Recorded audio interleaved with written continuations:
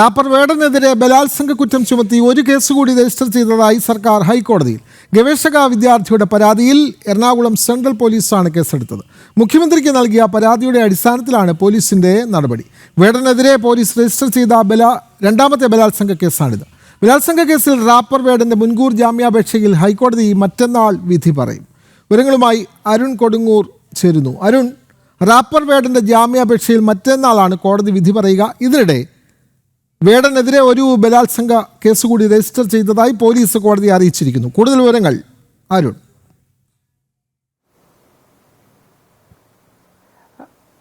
വിനോദ, തീർച്ചയായും ഔദ്യോഗികമായ ഒരു വിവരം തന്നെയാണ് ഏറ്റവും പ്രധാനമായി നമ്മൾ ഇന്ന് പുറത്തുവിട്ടത്. അതിൽ ഏറ്റവും പ്രധാനപ്പെട്ടതായി എടുത്തു പറയേണ്ടത് വേടനെതിരെ ഒരു ബലാത്സംഗ കേസ് കൂടി ഉണ്ട് എന്നുള്ള ഏറ്റവും ഗൗരവകരമായ ഒരു കാര്യം കൂടിയാണ് ഇന്ന് പുറത്തു വന്നത്. അത് സർക്കാർ തന്നെ ഔദ്യോഗികമായി ഹൈക്കോടതിയിൽ നൽകിയ വിവരങ്ങളുടെ അടിസ്ഥാനത്തിലാണ് നമ്മൾ ഈ വാർത്ത പുറത്ത് വിട്ടിരുന്നത്. അതിൽ ഏറ്റവും പ്രധാനമായി മറ്റൊരു പ്രധാനപ്പെട്ട കാര്യം, മുഖ്യമന്ത്രിക്ക് തന്നെ നേരിട്ട് ഈ പെൺകുട്ടി നൽകിയ അല്ലെങ്കിൽ ഇര നൽകിയ പരാതിയുടെ അടിസ്ഥാനത്തിലാണ് കേസ് എടുത്തിരിക്കുന്നത്. എറണാകുളം സെൻട്രൽ പോലീസാണ് കേസ് എടുത്തിരിക്കുന്നത്. നമുക്കറിയാം, തുടക്കത്തിൽ തന്നെ ഏറ്റവും ഗൗരവകരമായുള്ള ആരോപണങ്ങളായിരുന്നു ആദ്യ പെൺകുട്ടി വേടനെതിരെ ഉന്നയിച്ചത്. പക്ഷേ അതിനെ ഒരു തരത്തിലുള്ള ഇടപെടലും നടത്താൻ അന്ന് സർക്കാർ തയ്യാറായിരുന്നില്ല. വേടന് പരിപൂർണ പിന്തുണ നൽകുന്ന ഒരു സമീപനമായിരുന്നു സ്വീകരിച്ചത്. വേടന് വേണ്ടി എല്ലാ സഹായവും പോലീസ് ചെയ്യുന്നു. കൺമുന്നിൽ ഉണ്ടായിട്ട് പോലും വേടനെ പിടികൂടാൻ പോലീസിന് കഴിഞ്ഞില്ല. ആ കേസിൽ കുറ്റകരമായുള്ള ഒരു അനാസ്ഥ നിലനിന്നിരുന്നു. പോലീസിനെതിരെ വ്യാപകമായുള്ള വിമർശനങ്ങൾ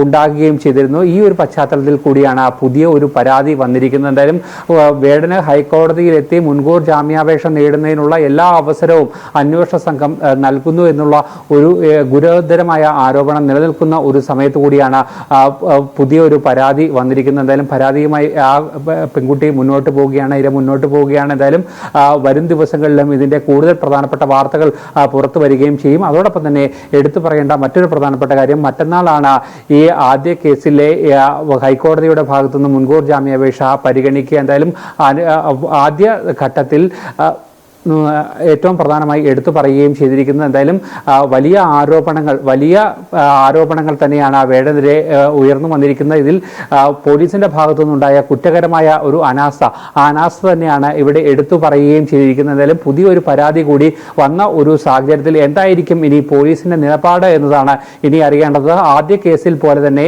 വേടനെ സഹായിക്കുന്ന തരത്തിലേക്ക് ഒരു ഇടപെടൽ ഉണ്ടായാൽ അത് വലിയ പോലീസ് അന്വേഷണ സംഘത്തിന് വലിയ നാണക്കേടുണ്ടാകുമെന്നുള്ള കാര്യത്തിൽ സംശയമില്ല. വിനോദ, തീർച്ചയായും റാപ്പർ വേടനെതിരെ ഒരു ബലാത്സംഗ കേസ് കൂടി രജിസ്റ്റർ ചെയ്തതായി പോലീസ് അറിയിക്കുന്നു. വേടന്റെ മുൻകൂർ ജാമ്യാപേക്ഷയിൽ മറ്റന്നാൾ ഹൈക്കോടതി വിധി പറയും. വിവരങ്ങൾ നൽകുകയായിരുന്നു കൊച്ചിയിൽ നിന്നും അരുൺ കൊടുങ്ങൂർ.